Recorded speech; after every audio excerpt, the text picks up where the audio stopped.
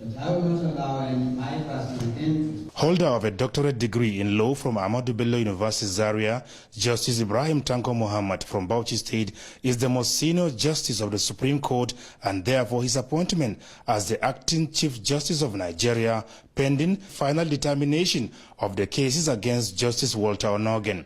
At a brief swearing-in ceremony, President Muhammadu Buhari said his decision to wholeheartedly obey the order of the Code of Conduct Tribunal is in line with his administration's avowed respect for the rule of law.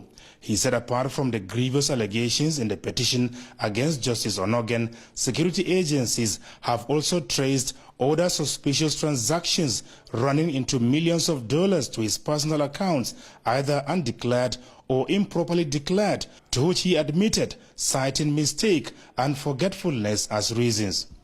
When expected that with his moral authority so wounded by these serious charges of corruption, more so by his own written admission, Justice Walter Onughen would have acted swiftly to spare our judicial arm further disrepute by removing himself from superintending over it while his trial lasted. Unfortunately, he has not done so.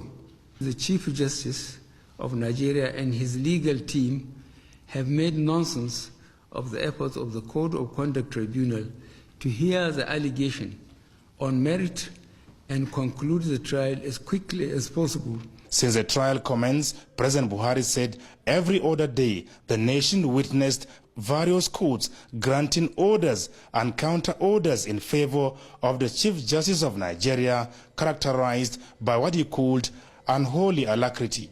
In the midst of all these distracting events, the essential question of whether the accused Chief Justice actually has a case to answer has been lost in the squabble over the form and nature of his trial. This should not be so. Nigeria is a constitutional democracy, and no one must be or be seen to be above the law. Unfortunately, the drama around the trial of the Chief Justice of Nigeria has challenged that pillar of justice in the perception of the ordinary man on the street. If justice cannot be done, and clearly seen to be done, society itself is at risk of the most unimaginable chaos. As a government, we cannot stand by wailing and wringing our hands helplessly, but to give full backing and support to those brave elements within the judiciary who act forthrightly, irrespective of who is involved.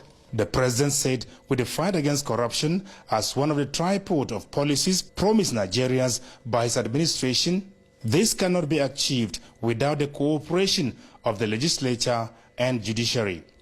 It is no secret that this government is dissatisfied with the alarm rate in which the Supreme Court of Nigeria, under the oversight of Justice Walter, has serially set free persons accused of the most dire acts of corruption, often on mere technicalities. Several of these individuals walk free among us today, enjoying what are clearly the proceeds of the corruption which for so long has defeated the efforts of this nation to develop and prosper. President Buhari made a case for Nigerians to take the part of honor by standing together in the fight against corruption so that the nation can be properly positioned for accelerated development. From the State House, Adamu Sambu, NTA News.